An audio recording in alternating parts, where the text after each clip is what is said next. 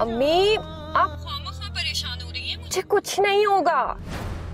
अल्लाह करे सब खैरियत हो। मेरा तो दिल डूबा जा रहा है।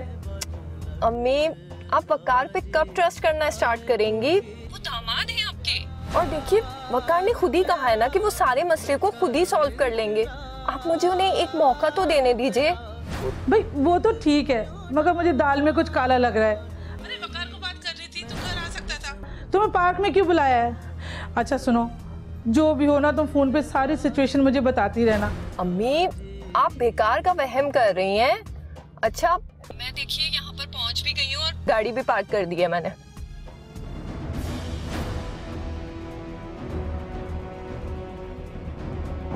आप या अल्लाह है, फौजिया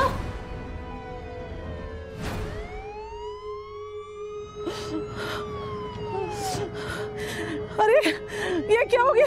अरे फौजिया, फौजिया तुम बोलती क्यों नहीं हो? या अल्लाह मेरी बच्ची को क्या हो गया? मेरी बच्ची को किसने मारा?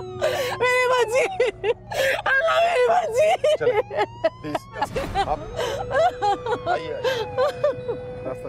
अल्लाह मेरी बच्ची। अच्छा ये बताएं कि क्या ये आपकी बच्ची है ना? जी इंस्पेक्टर साहब, मेरी बेटी है। वकार ने फोन करके इसको यहाँ पार्क में बुलाया था, उसी ने गोली मारी है इसको। वकार कौन है? वो मेरा दामाद है, उसी ने इसको गोली मारी है, उसी ने कत्ल किया है। आपका दामाद है तो क्या इनकी आपस में कोई नाराजगी वगैरह चल रही थी? वो कुछ दिनों से मेरे घर आई थी। तो क्या उसने कोई धमकी वगैरह दी थी? मुझे पता है मेरे दामाद ने इसको कत्ल किया है।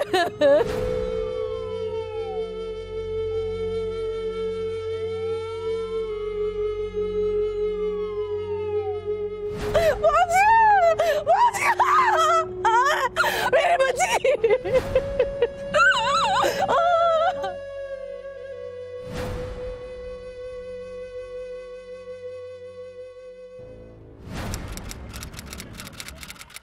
योर ऑनर, नईमा साहिबा ने अपनी बेटी फौजिया के कत्ल के जुर्म में अपने दामाद वकार को मुल्जिम नामजद किया और पुलिस ने वकार को इसके दोस्त नवीद के घर पर छापा मारकर गिरफ्तार किया, जहां पर यह रूपोश था। योर ऑनर, पुलिस ने वतीरा बना लिया है कि जब भी कोई औरत कत्ल होती है तो सबसे पहले बिना सोचे समझे उसके शौहर को गिरफ्तार कर लिया जाता है। मैं जानता हूं, मैं ये भी मानता हूं कि हमारे इस मुल्क में ज्यादातर औरतें भाई, बाप, शौहर या किसी करीबी अजीज के हाथों कत्ल होती हैं, लेकिन इस केस में ऐसा नहीं है और इसीलिए इस केस में मेरे क्लाइंट को बदनीयती की बुनियाद पर फंसाया जा रहा है।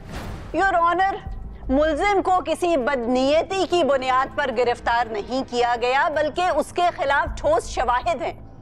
सर, अब तक की तफ्तीश से अदालत को आगाह करने के लिए मैं चाहूंगी कि इन्वेस्टिगेशन ऑफिसर को कचहरे में बुलवाऊं। इन्वेस्टिगेशन ऑफिसर को पेश किया जाए। इंस्पेक्टर साहब, आप अदालत को बताएंगे कि अब तक की तफ्तीश में आपके पास मुल्जिम के खिलाफ क्या सबूत है?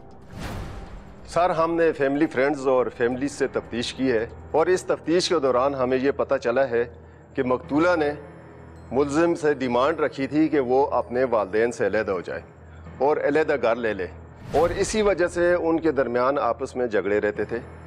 सर, मुल्जिम एक मुलाजिम पेशा था और वो अलहदा घर अफोर्ड नहीं कर सकता था और इसी वजह से उसकी बीवी अपने मेके में रूट कर बैठ गई थी। सर, मुल्जिम ने 10 मार्च को शाम 7 बजे अपनी बीवी को SMS किया और धोखे से पार्क में बुलाया और फिर अपनी बीवी को कत्ल करके अपने दोस्त के यहाँ रोपोश हो गया। आपने जब मुल्जिम से पूछगछ की तो इसने क्या मौक़िफ़ इख्तियार किया? मुल्जिम ने खुद इकरार किया है कि उसने अपनी बीवी को बुलाया था। तो तूने अपनी बीवी को फोन करके पार्क में बुलाया था? मैंने फौजिया को बुलाया था फोन करके, लेकिन पार्क में नहीं। मैंने उसे अपने दोस्त नवीद के घर बुलाया था। अच्छा, तेरे मोबाइल से तेरी बीवी को मैसेज गया था कि प्रोग्राम चेंज हो गया है, अब तुम पार्क में आ जाओ। मैं सच कह रहा हूं, मैंने उसे कोई मैसेज नहीं किया। मैंने उसे फोन पर पार्क में नहीं बुलाया, मैंने उसे अपने दोस्त नवीद के घर बुलाया था। कत्ल अम्द की सजा पाकिस्तान पीनल कोड के सेक्शन 302 में मुतय्यन की गई है, जिसके तहत कत्ल के मुर्तकिब को कसास के तौर पर सजाए मौत हो सकती है, या सेक्शन 304 का इतलाक न होता हो तो मौत या उम्र कैद की सजा बतौर ताजीर दी जाएगी, या फिर कसास का इतलाक न होता हो तो कैद सख्त की सजा मिलेगी, जिसकी मुद्दत 25 साल पर मुहित हो सकती है।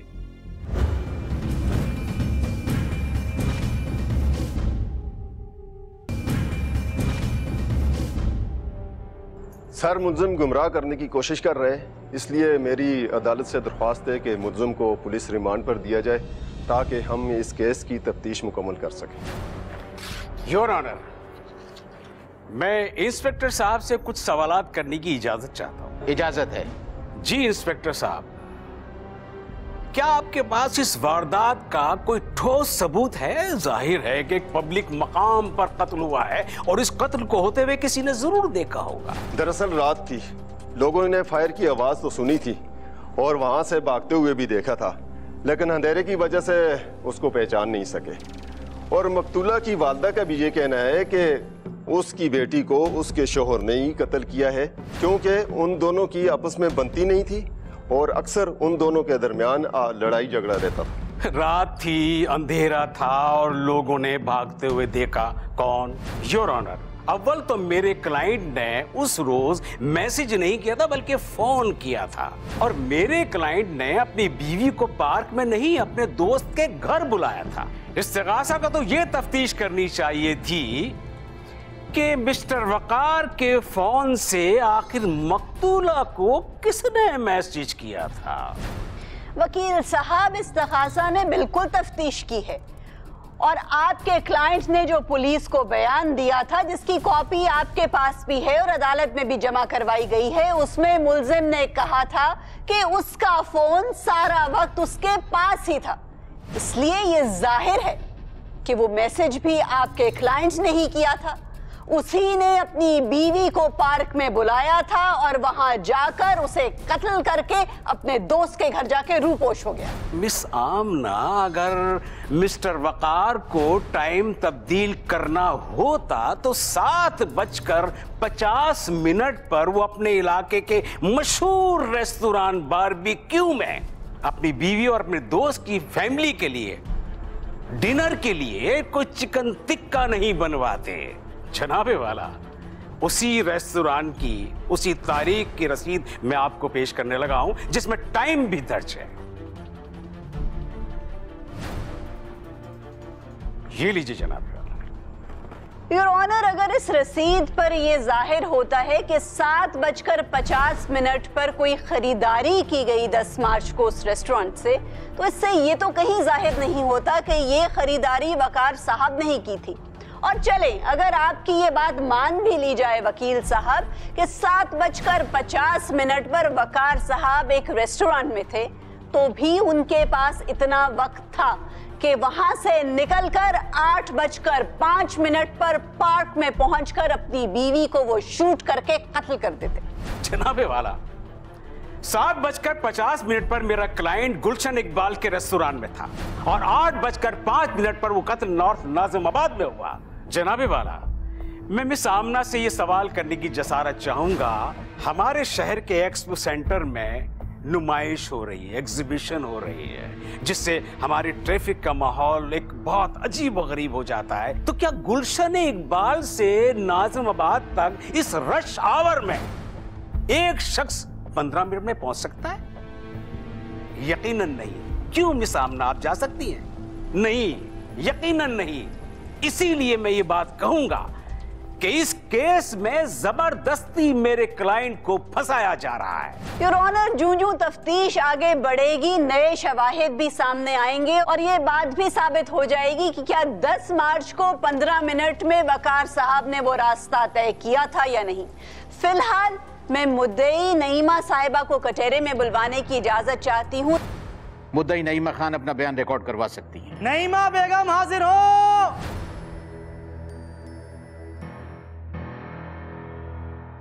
जी नईमा साहिबा, आपको क्यों शक है कि आपकी बेटी का कत्ल आपके दामाद ने ही किया है? जज साहब, इस शादी के लिए मैं भी राजी नहीं थी और ना ही वकार के माँ बाप, मगर मैं अपनी बेटी की खुशी के आगे हार मान गई। मैंने अपनी बेटी को ससुराल भेजा, अपने हाथों से मौत के मुंह में धकेल दी अपनी बच्ची को। नहीं माँ, तुम भी इतनी बदतमीज फुहड़ हो जैसे ये फौजिया है। आप कैसी बातें कर रही हैं? अरे भाई, नया नया ससुराल है, थोड़ा टाइम लगेगा।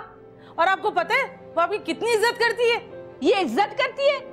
सारा दिन घर का काम करती हूँ और बच्ची संभालती हूँ, जरा सा बोल दिया एक कप चाय का बना दो तो नागन की तरह फनफनाती हुई आती है। बेगम, ये कैसी बातें कर रही हैं आप? अभी आई हैं वो और आपने अपना पेंडोरा बॉक्स खोल दिया। अजी आप तो चुप रहे। अम्मी, सारा दिन पूरे घर का काम करती रहती हूँ, फिर भी ये खुश नहीं होती। और अगर अलीना को हाथ भी लगा देती हूँ तो काटने को दौड़ती हैं। चुप बैठा कुत्ता माँ, वरना चुटिया पकड़कर मट्टी चटा दूंगी। ये आप कैसी बातें कर रही हैं? अगर ये आपकी अपनी बेटी होती तो क्या ऐसे बोलती? वकार, वकार। जी अम्मी जान। ये दोनों माँ बेटियां मेरे साथ बहुत बदतमीजी कर रहे हैं और मेरे ही घर में मेरी बेइज्जती कर रहे हैं। अब ये इस घर में नहीं रहेगी, मैंने कह दिया। ये उस वक्त पर नहीं आएगी, बड़ों की कदर करना नहीं सीखेगी, घरदारी नहीं सीखेगी, मैं नहीं आने दूंगी। वकार, तुम खड़े खड़े क्या सुन रहे हो? कुछ बोलते क्यों नहीं हो? इसकी ये हिम्मत, ये मेरे सामने कुछ बोले। तुम लोग चले जाओ यहाँ से, मेरी अलीना के उठने का टाइम हो गया है। मैं यहाँ से अकेली नहीं जाऊंगी, अलीना को अपने साथ लेकर जाऊंगी। आप एक शीरख्वार बच्ची को उसकी माँ से अलग नहीं कर सकती। आंटी, आप फौजिया को अपने साथ लेकर जाएं, मैं अलीना को संभाल लूंगा। वकार, तुम होश में हो या नहीं? आंटी प्लीज फिलहाल आप इसे ले जाएं। अम्मी, मैं नहीं जाऊंगी अम्मी। पाकिस्तान पीनल कोड का सेक्शन 304 इस सूरत हाल में लागू होता है जब कत्ल अम्द का सबूत मिल जाए और उस पर कसास का इतलाक होता हो या कानून शहादत 1984 के आर्टिकल 17 के तहत कत्ल अम्द की मुस्तनद गवाही मिल जाए।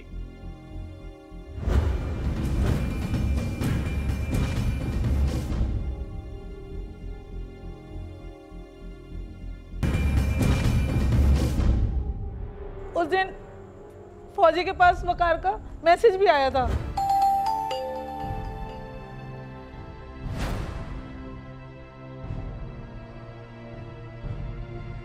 अम्मी, वकार का मैसेज आया है। वो कह रहे हैं कि प्रोग्राम चेंज हो गया है और अब वो मुझे नॉर्थ नाज़िमाबाद के उसी पार्क में रात को 8 बजे बुला रहे हैं जहाँ पर हम अक्सर वॉक किया करते थे। क्यों? वो तुम्हें पार्क में क्यों बुला रहा है? तुम उससे फोन पे बात करो। अम्मी, वकार ने लिखा है कि इस दौरान मैं उन्हें कॉल भी नहीं करूं। हो सकता है कोई मसला हो। मुझे तो कोई गड़बड़ लग रही है। ठीक है, मैं तुम्हारे साथ चलूंगी। अम्मी, आपको तो हर बात में शक करने की आदत हो गई है। ये हम दोनों मियाँ बीवी का मामला है, हमें ही सॉल्व करने दें। अच्छा, आप परेशान मत होइए, मैं आपसे सेल पे कांटेक्ट में रहूंगी। मुझे पता होता, काश मैं उसके साथ चली जाती या उस दिन उसको जाने ना देती। योर ऑनर, दुनिया जानती है कि औरत अपने आंसुओं को एक मौसर हथियार समझती है और बेटी की मौत पर तो आंसू बहाना एक फितरी अमल है। और मुझे यकीन है कि अदालत एक माँ के इमोशनल सेंटीमेंट से मुतासिर नहीं होगी बल्कि हकाइक पर नजर रखेगी। मेरी अदालत से दरखास्त है कि मिस्टर वकार को अपनी सफाई में कुछ कहने का मौका दिया जाए। इजाजत है। जज साहब, मैं अपना घर तोड़ना नहीं चाहता था, इसलिए मैंने फौजिया को खुद फोन करके बुलाया था। हेलो फौजिया, तुम्हारे लिए खुशखबरी है। क्यों? अपनी माँ की पसंद से दूसरी शादी कर रहे हो क्या? अरे नहीं भी, देखो मुझे एहसास हो गया है कि तुम्हारे इस घर में गुजारा करना मुश्किल है, और सच पूछो तो मेरा भी। जिस किस्म का रवैया मेरे माँ बाप ने तुम्हारे साथ रखा हुआ है वो यकीनन बहुत हद तक आमेज़ है। बहरहाल मैंने एक हल निकाल लिया। तो प्लीज़ आज रात 9 बजे तक मेरे दोस्त नवीद के घर आ जाओ। मैंने फौजिया का रात 9:30 बजे तक इंतज़ार किया, लेकिन जब वो नहीं आई तो मेरा दिल घबराने लगा। मैंने उसे बार बार फ़ोन किया लेकिन उसने मेरी कॉल रिसीव नहीं की। मैं परेशान हुआ और मैंने आंटी के नंबर पर भी फ़ोन किया, लेकिन वो मसरूफ़ था। बाद में मैं उन्हें भी बहुत बार फ़ोन करता रहा, लेकिन उन्होंने मेरा नंबर नहीं उठाया। और फिर रात 11 बजे मुझे पुलिस ने गिरफ्तार कर लिया जज साहब।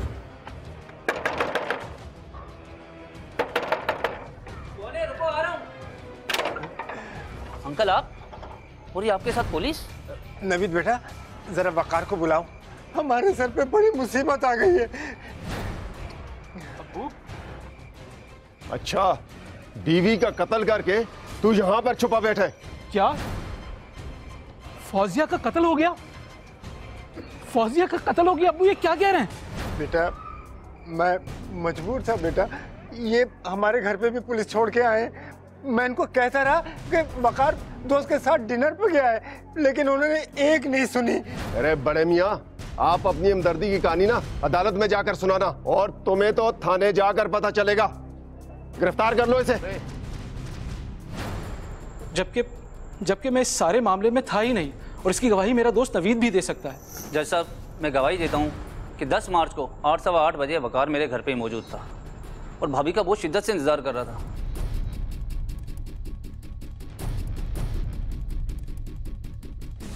योर ऑनर, अब तक जितने भी शवाहिद पेश किए गए हैं उसके मुताबिक कत्ल 8:05 पे हुआ और 7:50 पे मेरा क्लाइंट गुलशन इकबाल के रेस्टोरेंट में था और 8 से 8:15 बजे ही अपने दोस्त के घर पहुंचा।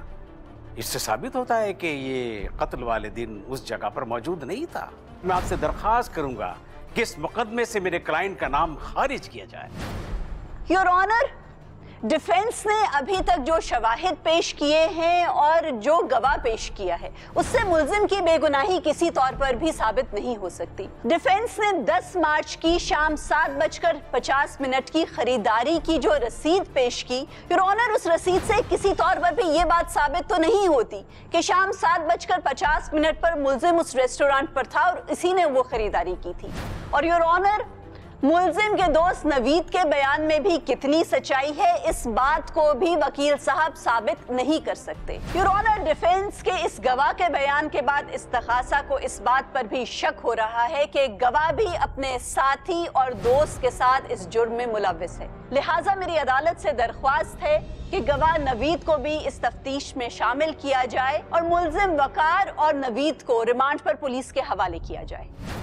इस्तग़ासा ने मुल्जिम के खिलाफ जो मैसेज का एविडेंस पेश किया है, उसके तहत यह अदालत मुल्जिम को रिहा नहीं कर सकती। अदालत इस्तग़ासा को इस बात की तंबीह करती है कि वो इस केस की तफ्तीश तेज करे और ज़्यादा से ज़्यादा शवाहिद इकट्ठे करे और उनकी तमाम तर तफसील नेक्स्ट हियरिंग में अदालत में पेश की जाए। यह अदालत दोनों मुल्जिमान को 7 दिन के जिस्मानी रिमांड पर पुलिस के हवाले करने का हुक्म देती है। We are adjourned now.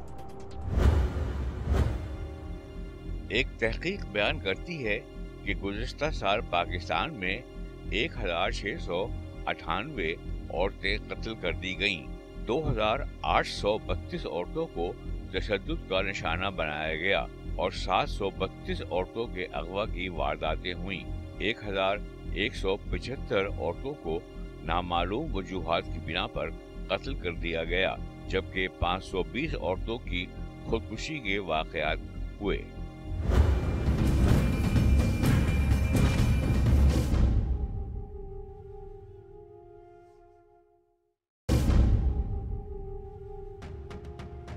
बड़ी दोस्तियां निभा रहा है तू। मैंने कुछ नहीं किया, मैंने कुछ नहीं किया। अच्छा, तूने कुछ नहीं किया। अच्छा ये तो बता कि वकार ने तुझे बताया होगा कि उसने अपनी बीवी का कत्ल किया है। आप मेरी बात को यकीन करें, वकार ने अपनी बीवी का कत्ल नहीं किया, वो उससे बहुत मोहब्बत करता है। बकवास मत कर। देख, मुझे सच सच बता दे। अगर तूने अपनी जान बचानी है ना तो सच बोल दे, वरना तुझे मैं बताऊं कि इहानत जुर्म की सजा भी वही होती है जो मुजरम की होती है। आप मेरी बात को यकीन करें, जब कत्ल हुआ वो मेरे घर पे था, उसने उसका कत्ल नहीं किया। सच बोल, फिर झूठ बोल रहा है। सर खुदा की कसम, उसने उसका कत्ल नहीं किया, वो मेरे घर पे था। मेरी बात क्यों नहीं मानते? मैं सच कह रहा हूँ, मैं सच कह रहा हूँ, आप मेरी बात क्यों नहीं मानते?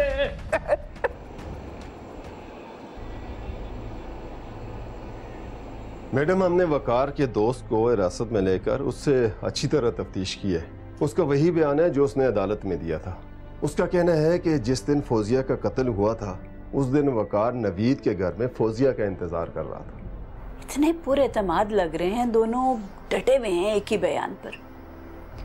समझ नहीं आ रही मुझे, आदि मुजरिम भी नहीं है, उसके बावजूद इतनी खुद एतमादी। इसकी वजह तो यही हो सकती है कि सोच रहे हैं हमने इतनी फुल प्रूफ, इतनी पक्की प्लानिंग की है कि किसी तरीके से भी हम पुलिस के हाथ नहीं आएंगे। आप ठीक कह रही हैं मैडम, लेकिन मैंने अपनी पूरी सर्विस में बड़े शातिर मुजरिम देखे हैं।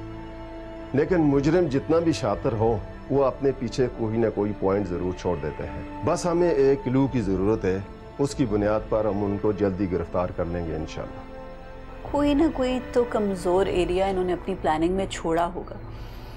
देखते हैं दोबारा से। मुझे इस एसएमएस की भी नहीं समझ आ रही, एसएमएस क्यों किया था, और फिर अगर किया था तो मुकर क्यों रहा है कि मैं पार्क नहीं गया था। ये किस तरीके से हमें गुमराह करने की कोशिश कर रहे हैं, या इसमें कोई और भेद भी है? कहीं ऐसा तो नहीं कि वकार को वाकई में ही नहीं पता और उसके दोस्त ने ही एसएमएस किया हो। बहरहाल एक काम तो हम कर सकते हैं अभी भी, जाए वारदात पे लोगों से दोबारा पूछगिछ की जाए, तस्वीर दोनों की ले जाएं। शायद इनकी तस्वीरें देख के किसी को याद आ जाए कि इन दोनों में से किसी एक को जाए वारदात पर कत्ल से पहले देखा था इन्होंने।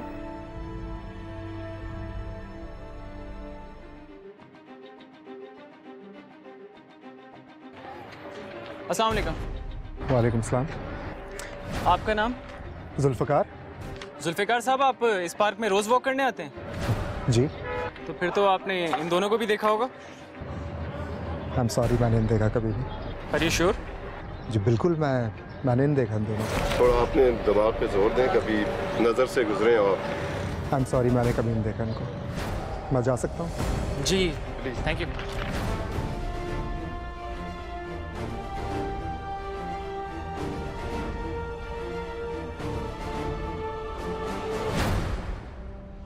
जी अस्सलाम वालेकुम।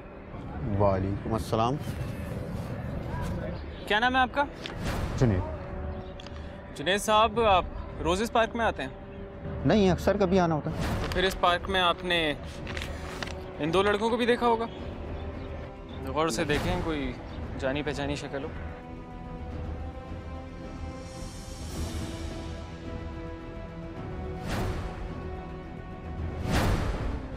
इंस्पेक्टर साहब, यहाँ से पार्क के गेट तक का रास्ता 50 मीटर का होगा। मेरे ख्याल में तकरीबन। इंस्पेक्टर साहब, आपकी नजर इस कैमरे पे पड़ी थी? हाँ, नजर तो मेरी पड़ी थी, लेकिन मुझे लगता है कि ये कैमरा इस जगह को फोकस नहीं करता। फोकस नहीं करता, ये तो वीडियो देख के पता चलेगा। चले पूछ लेते हैं, पता कर लेते हैं। आए।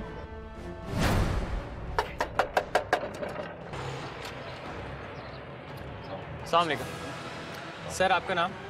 मुझे काशिफ कहते हैं। काशिफ साहब, आपका ये कैमरा काम कर रहा है? जी बिल्कुल, पर क्यों? 10 मार्च रात 8 बजे यहाँ एक मर्डर हुआ था। मुझे उस टाइम की वीडियो चाहिए। आप ये कैसे कह सकते हैं कि मेरे कैमरे ने कैप्चर किया होगा? सर, आपका कैमरा पार्क की पार्किंग को भी फोकस कर रहा है। प्लीज़ देखें, अगर कुछ दे सकते हैं तो।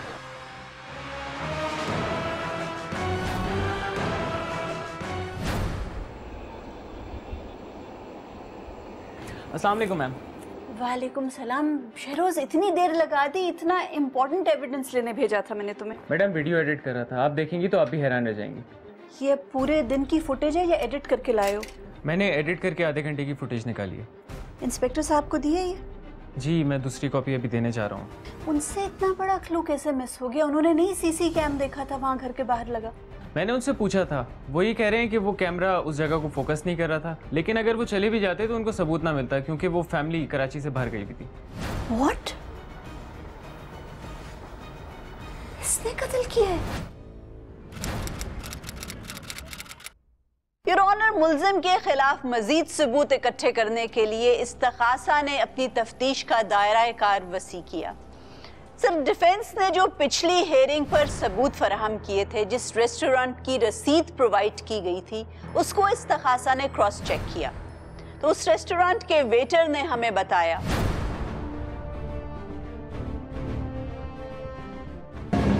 अस्सलाम वालेकुम।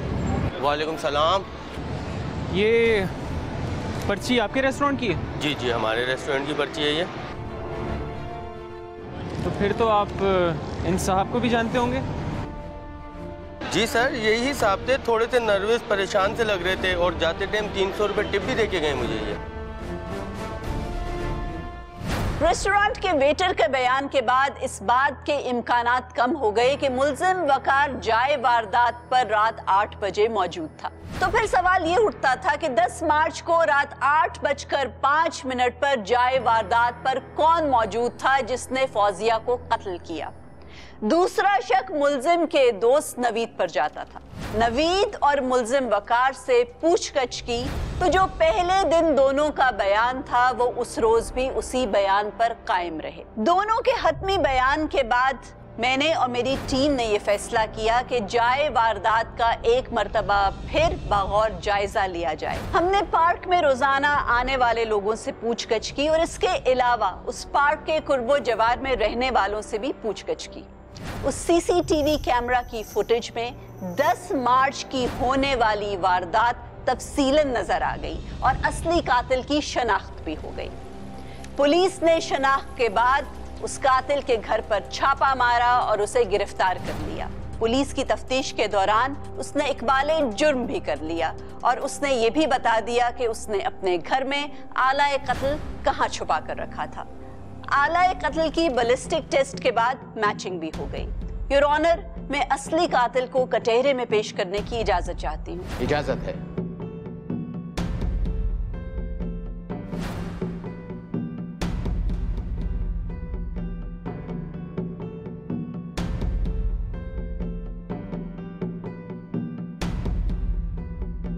जी आयुष साहब, अब तक आपने क्या तफ्तीश की? सर, हमारे पास सीसीटीवी के कैमरे की ये फुटेज है जिसमें वाज़े तौर पर नज़र आ रहा है कि इन्होंने मकतूला को कत्ल किया है और इसी बुनियाद पर हमने इनको गिरफ्तार किया और जब इनसे तफ्तीश की तो उन्होंने खुद इकरार किया कि इन्होंने उसको कत्ल किया है। मैं आपके सामने ये सीसीटीवी की सीडी पेश कर रहा हूँ, आप इसको गौर से देखिए। क्या नाम है आपका? फरासत। क्या आप अपने होश व हवास में ये बयान दे रहे हैं? जी। क्या आपको इस बात का इल्म है कि इस वक्त आप कमरा अदालत में हैं? जी। ठीक है, क्या कहना चाहते हैं? जज साहब, घर में मैं ही था जो फौजिया का फेवर करता था। मुझे इससे कोई दुश्मनी नहीं थी, लेकिन फौजिया हमारे साथ ना रहने की जिद पे अड़ी हुई थी और मुझे पता चला कि वकार फौजिया को लेकर लाहौर जा रहा है। उसका मतलब था कि हमारी पोती अलीना से जुदाई। जज साहब, मैं अपनी पोती अलीना से जुदाई का तस्वुर भी नहीं कर सकता। जिस तरह जिन की जान तोते में होती है ना, इस तरह मेरी जान मेरी पोती में है। हमारे घर की रौनक है वो, बस पागलपन हो गया। हम अपनी पोती की मोहब्बत में अंधे हो गए। मैंने वकार को फौजिया से टेलीफोन पर बात करते हुए सुन लिया था कि उसने फौजिया को 9 बजे बुलाया है। अरे नहीं भाई, देखो मुझे एहसास हो गया है कि तुम्हारा इस घर में गुजारा करना मुश्किल है और सच पूछो तो मेरा भी। मेरे माँ बाप तुम्हें और मुझे बसने नहीं देंगे। न जाने उन्होंने क्या सोच रखा है और मैं अपनी बच्ची को बेसहारा नहीं करना चाहता। मुझे अफसोस होता है उनकी सोच पर, उनके रवैये पर जो तुम्हारे साथ है। खुशखबरी यह है कि मुझे लाहौर में नई जॉब मिल गई है। मैं तुम्हें और एलिना को लेकर वहीं शिफ्ट हो जाऊंगा।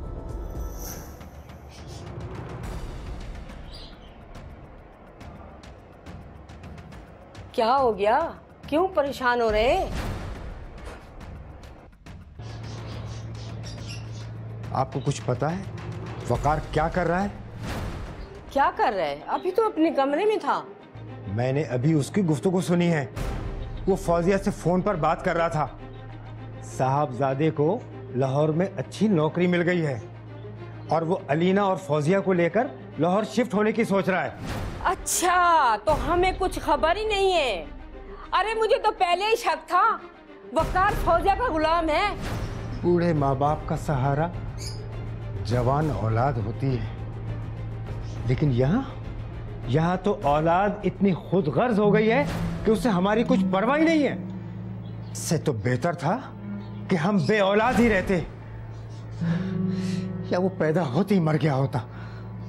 वकार तो ये भी नहीं सोच रहा कि उसके जाने के बाद हमारा गुजारा कैसे होगा, किस तरह जिएंगे।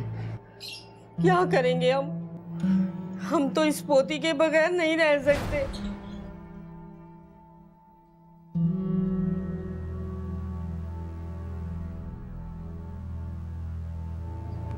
मैं अपनी पोती की खातिर सब कुछ कर सकता हूँ। उस वक्त वकार नहाने के लिए वॉशरूम में था।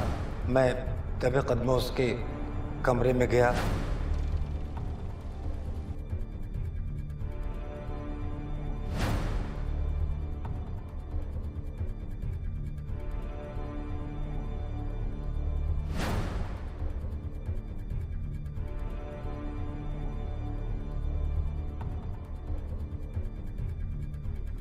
मैं ठीक 8 बजे पार्क के बाहर मौजूद था। फौजिया वकार की जगह मुझे देखकर चौंक गई। अच्छा अम्मी, मैं बस यहाँ पहुँच गई हूँ, गाड़ी पार्क कर दी है।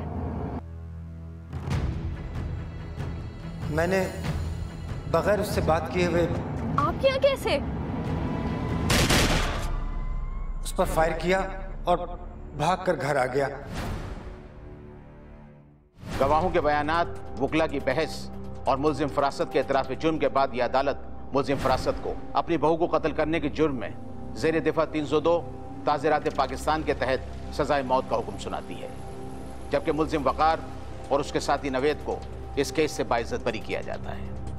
अदालत बर्खास्त की जाती है। कोर्ट नंबर 5 में अगर आप भी कोई केस पेश करना चाहते हैं तो हमें ईमेल करें court5@sama.tv।